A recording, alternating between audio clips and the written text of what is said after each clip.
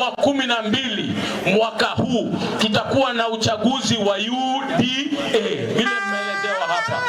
Na mimi nataka kuwaomba nyote mjitokeze, kwa sababu huu uchaguzi utakuwa uchaguzi wa haki. Kila mtu anaruhusiwa kujiandikisha katika UDA ili aweze kuparticipate katika hii uchaguzi. Tuko na categories 20, wale wa Kristo, SMEs, wale walemavu, vijana, akina mama, wale professionals, wote tunataka waingie katika chama chetu cha UDA. Na nataka kuambia akina mama leo, hapa nginamoro, tunataka kuambia akina mama leo ya kwamba katika chama chetu cha UDA mko na nafasi yenu kule ndani. Na tumesema hivi, kama wewe ni mwanaume umekuwa chairman, yule vice chairperson lazima awe mwanamke. Mnanisikia?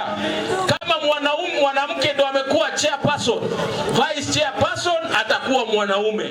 Kama mwanaume ndio amekuwa organizing secretary, mwanamke ndio atakuwa vice chairperson na organizing secretary. Kwa hivyo sisi kama chama cha UDA tumehakikisha ya kwamba we have achieved the 2/3 gender rule ili wanawake waweze kuwa katika chama chetu cha UDA.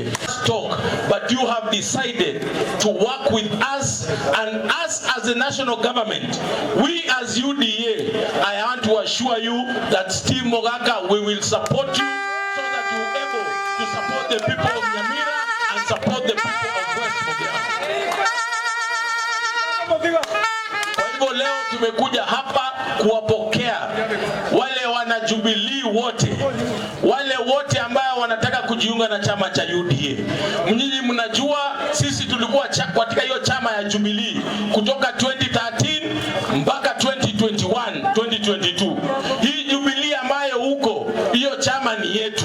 Tulifukuzwa na sasa tumekujia watu wetu kama wewe Steve Mogaka, Sabina Chege na wengine wote wako Jubilee waingie katika UDA.